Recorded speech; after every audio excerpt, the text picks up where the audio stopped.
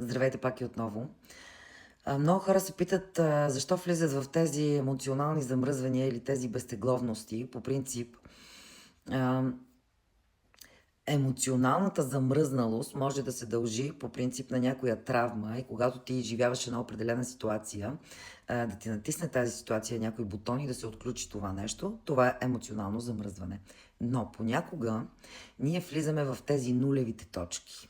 Когато примерно учим и сме пренатоварени с информация от ежедневието, с битовизмите, когато трябва всичко да правим, плюс ученията ни, имаме чувството, че ние забиваме и мозъка нито приема, нито предава. И влизаме в едно състояние на безтегловност.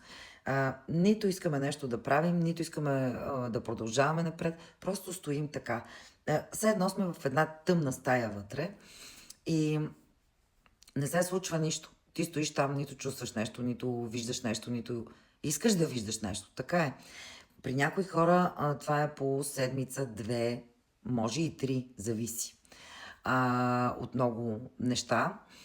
Но идва един момент, в който човекът прави един квантов скок. И той влиза в тая нова негова вече след, като се е регенерирало тялото и съзнанието, влиза в неговата нова реалност.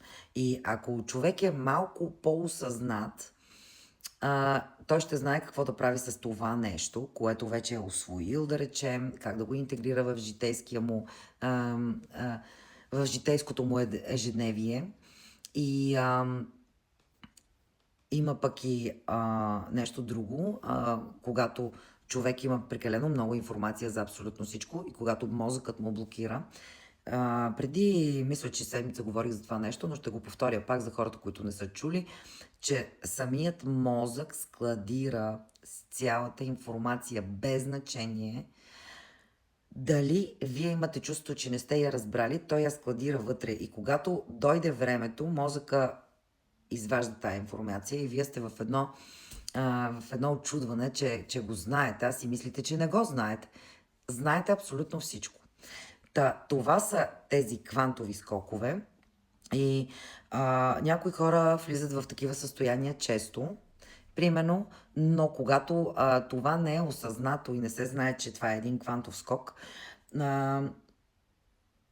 и не можем да направим нищо с тази ситуация, ние имаме постоянно квантови скокове и изпускаме възможността си за, а, за разгръщане на потенциала ни.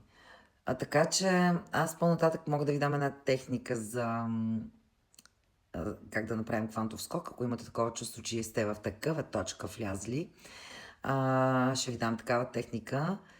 И има най-различни техники за квантов скок, но аз ще ви дам една, как да я направите, ако имате такова чувство, че сте на безтегловност и на тотално блокиране, а пък може и тази техника да се направи и дори да не сте в такова състояние, техниката се прави може да си я направите и вие автоматично, то съзнанието се настройва така на новата ви реалност. Ако осъзнато искате да го направите. По-нататък ще ви я дам.